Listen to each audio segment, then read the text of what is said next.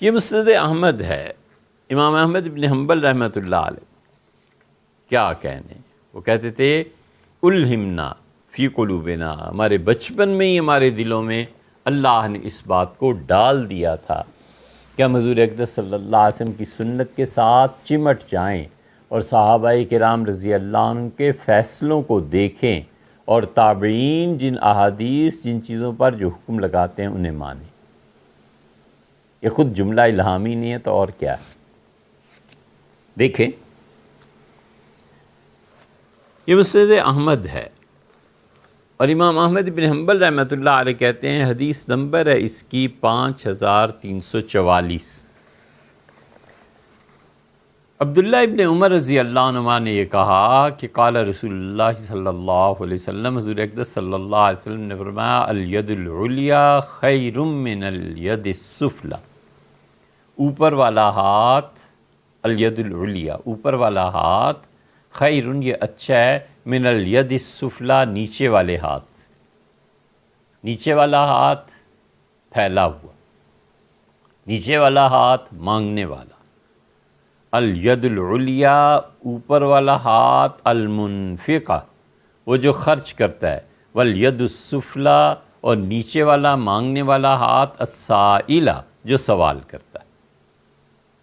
صحیح سند کے ساتھ، اس سند میں امام بہقی رحمۃ اللہ علیہ بھی لائے اور ابن حبان نے بھی، اور بہت سی اس کے راوی ایسے ہیں جو امام مالک رحمۃ اللہ علیہ وغیرہ کے اساتذہ میں شمار ہوتے ہیں۔ یہ صحیح حدیث ہے کہ ابن عمر رضی اللہ عنہ نے کہا کہ اوپر والا ہاتھ خیر من الید السفلی، نیچے والے ہاتھ سے بہتر ہے۔ اوپر والا ہاتھ خرچ کرنے والا اور نیچے والا ہاتھ سوال کرنے والا۔ اب جب کوئی اس حدیث کو پڑھتا ہے مختلف کتابوں میں تو وہ یہ سمجھتا ہے کہ یہ سارا کلام رسول اللہ صلی اللہ علیہ وسلم کا ہے، ترجمہ کر دیتا ہے۔ اب ترجمہ وہ کرتا ہے جس نے عربی مشکل سے پڑھی ہوئی ہوتی ہے، ایم اے عربی کر لیا، یہ کر لیا، یہ کر لیا، اور وہ جو اساتذہ صرف و نحو بہت ٹھوک بجا کر پڑھاتے ہیں وہ تو پڑھا ہوا نہیں ہوتا، تو نتیجہ یہ کہ اس کا صرف لفظی ترجمہ کر لیتا ہے، اردو والا اس ترجمے کو پڑھ لیتا ہے۔ اب اسے کیا پتا کہ اس حدیث میں ادراج ہے یا نہیں ہے؟ اسی لیے ہم کہتے ہیں کہ حدیث کی کتابوں میں صرف ان احادیث کو پڑھنا چاہیے جو زہد سے متعلق ہیں، جو تقویٰ سے متعلق ہیں، جو اخلاقیات کے متعلق ہیں، جو احکامات کے متعلق ہیں۔ ان احادیث کو عام آدمی کو نہیں پڑھنا چاہیے، گمراہ ہو جائے گا، کہیں کا کہیں نکل جائے گا۔ اب امام احمد ابن حنبل رحمۃ اللہ علیہ کی روایت یہ ساری عبداللہ ابن عمر رضی اللہ عنہ کی ہو گئی۔ اب جس نے صرف احمد پڑھی ہے نا، مسند احمد، اور اس حدیث کے سارے طرق پہ نظر نہیں ہے، اسے سمجھ ہی نہیں آئے گی کہ اس حدیث میں ہے کیا۔ دیکھیں ایک آدمی صحیح بخاری میں یہ روایت مثلاً پڑھ لیتا ہے کہ حضرت رسالت پناہ صلی اللہ علیہ وسلم نے نماز میں رکوع میں جانے سے پہلے ہاتھ اٹھائے۔ اس حدیث کے طرق بھی تو اسے پتہ ہونے چاہیے کہ کہیں کوئی ایسی حدیث بھی ہے جس میں آیا ہو کہ رکوع کیا اور بغیر رفع یدین کے کیا ہو۔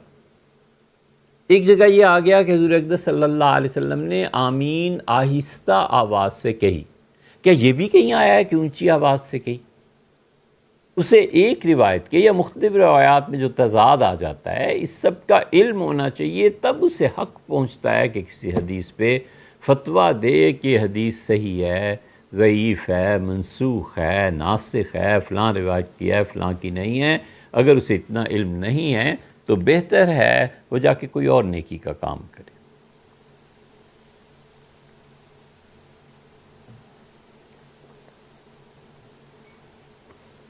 اسی حدیث کو یہی عبداللہ ابن عمر رضی اللہ عنہ کی روایت دارمی میں دیکھیے، دارمی امام تھے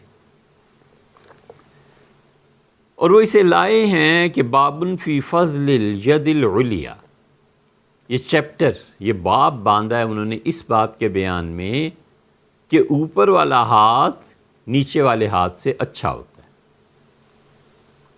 اور کہتے ہیں عن ابن عمر، عبداللہ ابن عمر رضی اللہ عنہ نے کہا کہ قال، انہوں نے فرمایا کہ سمعت رسول اللہ صلی اللہ علیہ وسلم یقول، میں نے حضرت رسالت پناہ صلی اللہ علیہ وسلم سے سنا ہے، انہوں نے فرمایا الید العلیٰ خیر من الید السفلی، اوپر والا ہاتھ بہتر ہے نیچے والے ہاتھ سے۔ قالا، یہ جو دوسرا قالا ہے نا کہ کہا، یہ شبہ پیدا کرتا ہے کہ اچھا یہ کیا ہے؟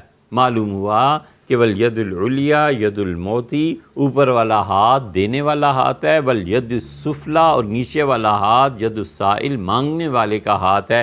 اس حدیث کو جب محدث پڑھتا ہے تو کہتا ہے اچھا اس کا مطلب یہ ہے کہ حضور صلی اللہ علیہ وسلم کا جملہ تو بس اتنا سا ہے کہ اوپر والا ہاتھ بہتر ہے نیچے والے ہاتھ سے۔ اب اوپر والے ہاتھ سے کیا مراد ہے خرچ کرنے والا؟ یہ ابن عمر رضی اللہ عنہ کا اپنا جملہ ہے، یہ حضور صلی اللہ علیہ وسلم کا جملہ نہیں ہے۔ ید السفلی، نیچے والا ہاتھ مانگنے والا، یہ نبی کریم صلی اللہ علیہ وسلم نے نہیں فرمایا۔ یہ جو حدیث ہے یہ تو بتاتی ہے کہ ابن عمر رضی اللہ عنہ کا یہی حدیث مسلم میں بھی آئی ہے۔ اب مسلم کی روایت پڑھے، دارمی کو پڑھے، مسند احمد کو پڑھے، اب اپنے بچوں کو بتا سکے گا، طالب علموں کو، کہ بیٹے اس حدیث میں ادراج ہے، اور درج کرنے والے کون ہیں؟ یہ عبداللہ ابن عمر رضی اللہ عنہ ہیں۔ بعد کے لوگوں میں سے کسی نے اگر یہ سمجھا ہے کہ یہ سارا کلام حضور صلی اللہ علیہ وسلم کا ہے تو ایسے نہیں ہے، نبی کریم صلی اللہ علیہ وسلم کا کلام صرف جملہ پہلا ہے، باقی نہیں۔ یہ ہے مدرج حدیث۔ دوسری مثال ہوگی